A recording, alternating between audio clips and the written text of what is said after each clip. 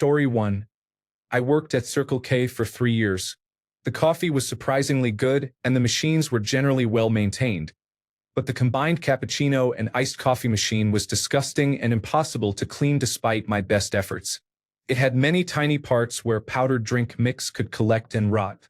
The store was next to a university and one of our regular customers was an engineering professor. He once watched me try to clean the machine and said he would use it in class as an example of poor design. Story 2. At Little Caesars, the regular crust is made in store. They make their own dough. If you order a thin crust, you receive a pre-made crust that may have been sitting in an open cardboard box for days or weeks. Story 3. I worked at Chipotle in 2019. At that time, everything was fresh and I always trusted it. Right after opening, the meat was usually left over from the night before, but it was still good, and I did not think that policy was bad because it reduced food waste. We cleaned the restaurant thoroughly every night. After the coronavirus pandemic, I would not eat there. Nothing seems clean anymore, and I know from others who still work there that standards have significantly declined. It is unacceptable given higher prices, lower quality, and smaller portions. Story 4. I used to work at a frozen yogurt shop. If you see a topping and think, I've never thought of that as a topping for frozen yogurt, you probably aren't alone. Things like Fruity Pebbles were put out every morning and went stale because no one ate them. Story 5. I worked at Chuck E. Cheese years ago. The pizza was good and safe. It is pretty tough to ruin pizza, but I would pass on the salad bar. Adults and children would toss tongs and spoons across the salad bar, letting the handles fall into the food and mixing vegetables and dressings. People touched video games, the ball pit, and pizza, so it felt especially unsanitary. At the end of the night, we transferred the salad bar vegetables into fresh containers and topped them off for the next day. The vegetables were discarded every few days. If employees made a salad, we used ingredients from the refrigerator that were not yet on the salad bar. Story 6. At Dunkin', I would say everything is fine except the frozen drinks made with the old Island Oasis machine. My store now has a Vitamix blender, but the old machine was never cleaned well enough. Story 7. If you have peanut allergies, do not get drinks from Sonic. They do not take cross-contamination seriously. Story 8. Ice machines do not get cleaned as often as you would hope. Story 9. There have been a couple of Ask Me Anything threads with health inspectors, and time and again they mention that if a restaurant, for example a buffet, smells like almonds, it has a roach infestation. Any restaurant that has an ice cream machine is at high risk for roaches. Story 10. I work in pest control. I pay a little extra for a bottled beverage instead of a fountain drink. Story 11. They don't have them anymore, but when I worked at Arby's, the barbecue was the one thing I would never eat. That sauce would sometimes be 2 months old. Whenever I handed an barbecue to a customer, I would say, "Here you go," instead of "Enjoy your food." Story 12. Don't get iced tea from Taco Bell. The inside of the dispenser I used always had a thick, tissue-like brown film. That location was cleaner than average, but it was easy to neglect cleaning the dispenser or to forget to do so. Story 13. I worked at Jimmy John's for almost 7 years. They were obsessive about keeping things clean and went through an approximately 8-page packet of cleaning checklists each day. All food items were very fresh and labeled to be used within 24 to 72 hours. The only thing I would not eat there was the bacon because it was served cold and was unpleasant. Story 14. As someone who has recently tried to find the motivation to start a diet, this thread is perfect. Thank you, Reddit. Story 15. What I have learned from reading this is that being a freak who does not like ice in their drinks is actually a good thing. Story 16. I used to work at Papa John's. It is not a health warning, but generally avoid going overboard on toppings. They use a chart that reduces the amount of each topping as the number of toppings increases. After 3 toppings you pay about $1 more but get roughly half the amount of each topping. As I recall, a triple pepperoni pizza can have less pepperoni than a double. Story 17. I am a Starbucks barista. Do not order iced Olato drinks. Olive oil in coffee was already a big stretch. The hot latte is not too bad and tastes a little like Cheerios. When iced, the oil almost instantly separates from the rest of the drink, which is not good. Story 18. Quick Trip is the opposite of a horror story and is not technically fast food. The gas station offers decently tasty food from its kitchen. Most items are frozen, thawed, and then cooked. The cleanliness and quality are dependable, and Quick Trip is strict about employees maintaining guidelines. Quick Trip has secret shoppers who visit kitchens 1 to 2 times per week per store, and 2 to 4 times per week for other areas of the store. Everything is automatically labeled with dates and when it is no longer fresh. I have never been to a Quick Trip that did not uphold those standards. Story 19. A buddy who repaired commercial appliances had a special hatred of Jack in the Box for any grilled chicken option. He said they microwaved the chicken to order and that their cleaning standards were the worst of any fast food chain. That judgment was based not on one location but on dozens in the area. Story 20. Tim Hortons. Anything with whipped topping. It is just this nasty oily stuff from a bag. Story 21. I am a former general manager at Chipotle. I eat almost anything, but the barbacoa and carnitas are made off-site and come in bags. Depending on the location, that can be good or bad. Once we found a snake in the lettuce. I guess it was fresh. I have not been back since they added the newfangled protein options. Quality has been inversely correlated with the number of stores. Story 22. If you go to a McDonald's where the shake machine always works, do not get a shake. If you go to one where it is always broken, it is safe to get a shake. The machine is often down because it requires a long cleaning cycle that must be performed frequently. Story 23. I do not work in fast food, but I have a friend who repairs and services fountain soda machines. Never drink fountain soda. The hoses that carry the syrup are rarely cleaned or changed and are often stained or moldy. He says the insides of fountain soda machines are usually filthy. Story 24. I worked at a Bojangles restaurant. I did not notice many issues with the ice, but I know that ice machines are generally a problem. Chicken. Despite being a fried chicken restaurant, I would avoid the fresh fried chicken. The tenders, supremes, and Cajun filet are fine. Those are frozen and simply fried. The legs, wings, breasts, and thighs arrive fresh and raw and are marinated. The problem is that stores sometimes order too much. For example, they might plan for a Friday night football crowd that is canceled by rain, or they might not plan correctly for Sunday because families go to the beach. When weather or customer patterns change, demand can drop or spike, and product can sit unused in the cooler. I have seen green chicken.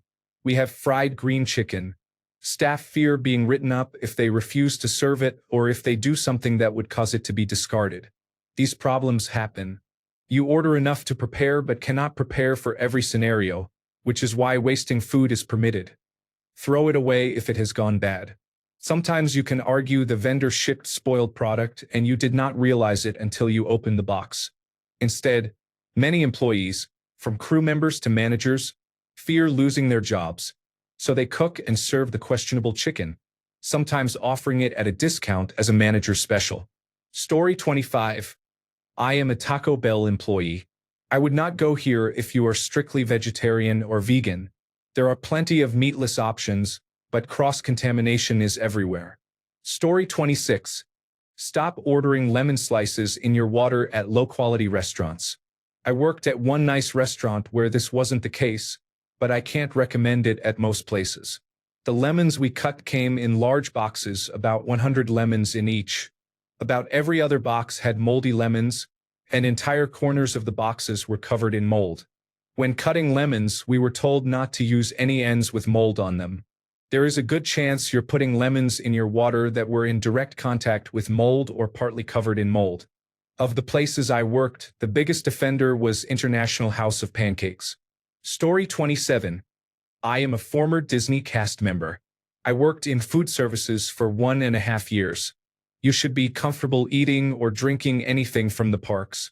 It is not health food, but from a food safety perspective, Disney is very diligent. Ice machines, beer taps, and soda lines are cleaned or flushed at least once a week. Things occasionally go wrong, but as soon as an issue is noticed, it is addressed. Items have even been pulled system-wide because of a problem at a single location in another park. Disney cannot afford a hit to its reputation, so they do not take chances. Story 28. I agree about the ice machine. I worked at a very popular Midwest burger joint in 2 different cities. The busier location cleaned the ice machines twice a week. The less busy location did not until there were black floaters. Also be watchful of how they scoop ice into your cup. If they scoop ice into the cup, your ice is going to have wax in it. Story 29.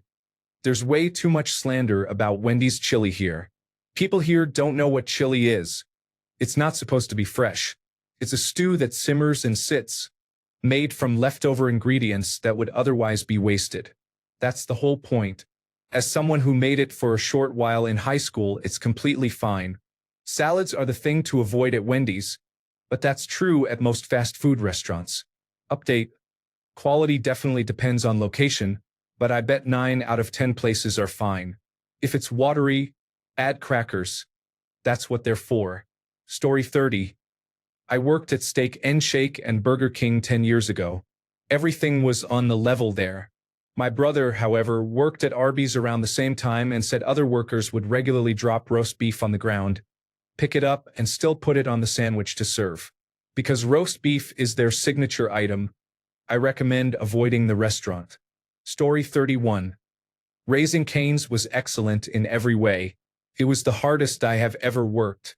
Every inch of the restaurant was cleaned from top to bottom on a regular basis. Story 32. Anything from Tim Hortons. Workers get in trouble for throwing out expired product. Workers are encouraged to lie when performing temperature checks. Workers are advised to perform a sniff test on expired product. Workers are discouraged from investigating the source of mold and are told to just clean up the visible mold. Edited to add. I realize this is not the case everywhere, and I am glad. For me, however, this was the case at several locations across 2 different cities. Story 33. I am here to say I have worked at multiple Starbucks locations in different states, and every location where I worked maintained high food safety standards. Ice bins were cleaned every day, dairy products were monitored closely, and there was minimal skin-to-food contact. It may not be like this everywhere, but I have never worried about cleanliness at Starbucks. Story 34.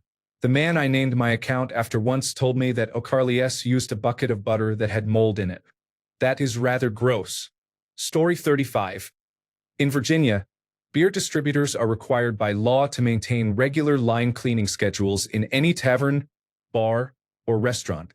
It is also illegal to clean the lines of another distributor because, in the past, someone would offer to clean all the lines and then sabotage a competitor's tap lines to try to steal the business. Story 36. I used to work at Cracker Barrel. They used margarine for their eggs, pancakes, and other items. No one cared about cross-contamination. A health department inspector came in once.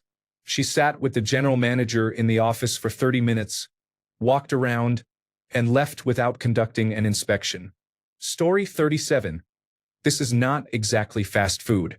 I work at a grocery store with self-serve soup and salad bars. Do not use them.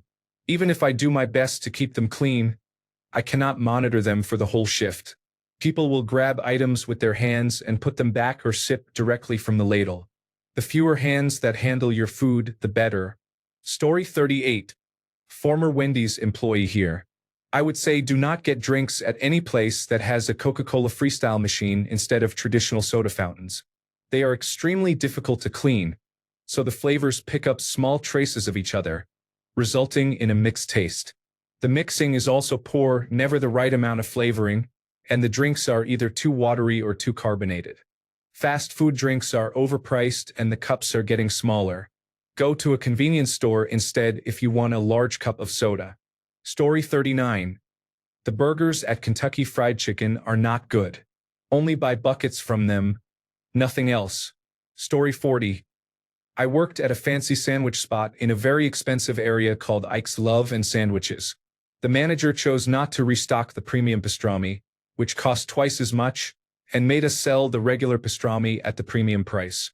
He also made us use extremely freezer-burned meat that had been left in the back of the freezer. The vegan fried chicken was especially bad. Some ingredients overall were no better than an average sandwich shop, with the major exception of our spiced mayonnaise that we mixed ourselves, which was excellent. There were so many other issues that I ended up walking out without notice after a particularly bad week. The breaking point was the manager playing favorites with tip payouts. Avoid places that claim to be high-end but do not back it up.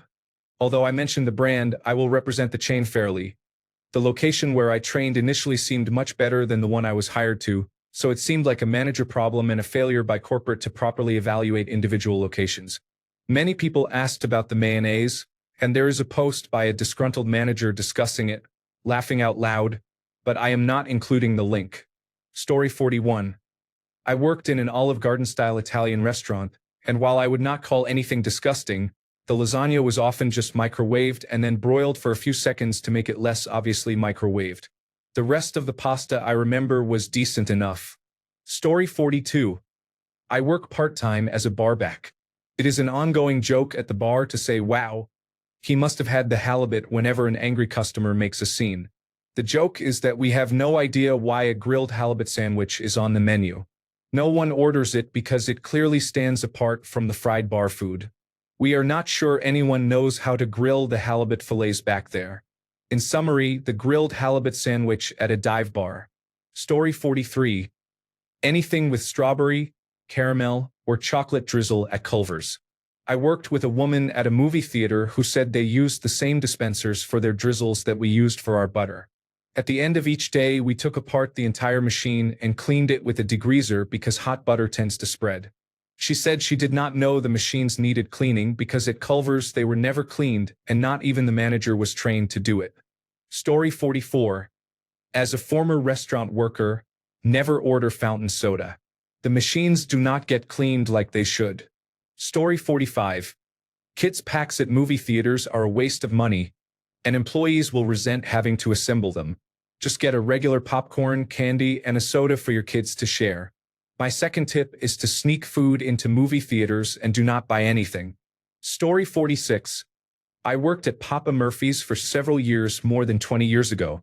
I would confidently eat everything they served. Food handling and cleanliness can vary from store to store, but our store always scored 100 on our health inspections. The corporate culture emphasized cleanliness and serving a quality product. The food is decent quality for the price. The mozzarella was grated on site, dough was made in store, and employees prepared the produce, though chopping onions was unpopular. Near closing, we would try to sell pizzas at a steep discount because we always discarded old food. We labeled food with dates and used calculations to predict how much to prepare, limiting waste and food costs. Story 47. Any sandwich from Starbucks. We do not make any items in-house. They are shipped to us frozen, and we reheat them in the oven for you. Story 48. Having worked at In-N-Out for years in almost every position across multiple stores, I have nothing to worry about when I order there because any problems were resolved very quickly. Story 49. I am going to start keeping a bag of ice in the glove compartment of my car after reading all of this. Story 50. Do not eat in any restaurant where all the ketchup bottles are always full. Staff just top them off each shift, and the ketchup at the bottom has been there for 100 years. Story 51. I am not a fast food worker, but from 2006 to 2012 I worked on-site providing information technology and cable management. Some tasks required me to access the kitchen insulation, the styrofoam interlining. While I was working between the roof and the boards at every site, very small, toxic fiberglass fibers often floated and rained down onto the salads. No one said anything. They never paid attention to me even after I reported the issue to the managers. Each time I raised the issue, I was dismissed with the explanation that they could not stop serving salads because of where I was working. Incredible. Check what fiberglass ingestion does to the body. At least I was not breathing it. Story 52. I am not a fast food worker, but I fill cylinders with different gas mixtures. Beverage-grade carbon dioxide is used for fountain soda. The company I work for has a higher standard process than competitors to ensure these cylinders are properly purged and cleaned with gas prior to refilling. Other companies do not even vacuum the cylinders or check the tare weight, so they just top-fill them. Our on-site cylinder retest facility removes the valves when cylinders need requalification, And inside some cylinders is old syrup from who knows when. Story 53. I worked at a chain coffee shop whose mascot was a type of reindeer. Bakery items are intentionally dry to encourage coffee purchases, and the refrigerated drinks are overly sugary. The coffee is good. If the drip menu offers anything other than the regular caribou blend, choose that. It is less acidic and better roasted than coffee at most other shops. The mochas use the regular caribou blend as the espresso. The acidity helps the chocolate blend into the unique mocha flavor. Story 54. Choose canned beverages whenever possible. Fountain drink machines are unsanitary, and unless you are a restaurant with a staff member who properly maintains them, soda fountains can harm your immune system. Story 55. I am a pizza restaurant cook. Mellow Mushroom, at the location where I worked, has some of the best food safety standards of any restaurant I have worked in. They use fresh ingredients and follow an overall good food safety routine. That being said, you can probably pass on items with chicken. The chicken is pre-cooked, has an odd texture, and tastes processed compared with the rest of the fresh ingredients. If you are set on chicken, I suggest teriyaki or herb vinaigrette chicken. Tastes great that way. Story 56. Einstein. Anything that goes inside a bagel. The dishes are not washed well. There is leftover food on them. I would try to wash them better when I was working. Buy the tub of cream cheese they sell and either toast your bagel at home or have them toast it and spread the cream cheese yourself. The coffee is very weak. Story 57. How about we avoid all fast food restaurants until they fix their prices? Story 58. What I have learned from this thread is never to order fast food. Story 59. I worked at Baskin-Robbins for a while. The hot fudge and caramel had mold growing on the outside where the hot water sits. They were never cleaned by anyone but me. Story 60. Restaurant chains vary by location. My daughter worked at a Jersey Mike's, and I would eat anything there. The food is very fresh, stored properly, and cleaned thoroughly. Story 61. Please do not say bean burritos at Taco Bell. Story 62. My brother worked at Subway in the early 2000s. He told me never to eat the tuna or ask him why. I had never had one, and I still have not. Story 63. I don't know about other Panera locations, but the one I worked at always had unripe avocados. In the heat of summer, they were heat damaged because they don't let the air conditioning be more than 20 degrees lower than the outside temperature. It has been in the 90s around me for the last week. Story 64. As a Chick-fil-A worker, I would say the food is generally safe. Most items are prepared in the back, except the soups. For drinks, it is more economical to buy a fountain beverage at a gas station than to pay $2 for a large Coca-Cola that is smaller than a McDonald's large. Story 65. Most answers in this thread are pointless because the fast food chains mentioned are franchises. Practices, quality, and cleanliness vary significantly depending on the owner or manager of the specific restaurant where someone worked. Story 66. Extra fruit topping or chocolate sauce in a Dairy Queen Blizzard will make it runny and overpower the ice cream. Story 67. Everyone is talking about Wendy's chili. Fun fact, if you go to any non-chain restaurant and they are offering a soup of the day, there is a 99% chance it is made from what did not sell the day before. Keeping food costs down is essential to staying in business, and that is one of the oldest tricks in the book. If you are put off by Wendy's doing the same thing, avoid soup at most restaurants. Story 68. Everyone should know that ice machines are often not properly cleaned. That's a given. Story 69. I always avoid going into any restaurant, fast food or otherwise, within a half hour of its closing time.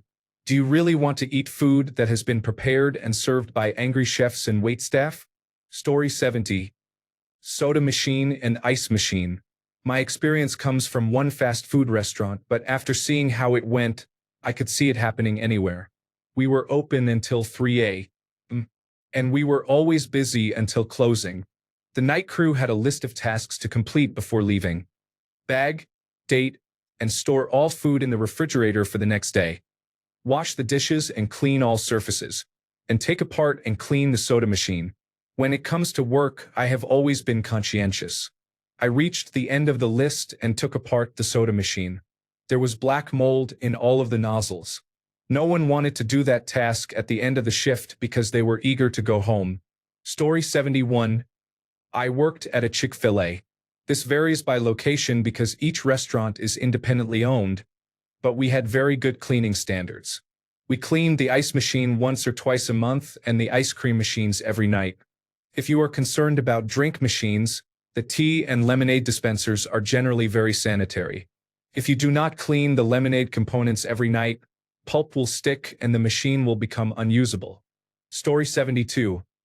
I have not worked there in 20 years, but the fish fillet at McDonald's has probably sat there forever because it is only popular during Lent. Story 73. If you are a rude customer, it is probably a good idea to avoid anything being prepared for you. Thanks a bunch for sticking around till the end of the video. Remember to subscribe, and until next time, stay awesome and goodbye.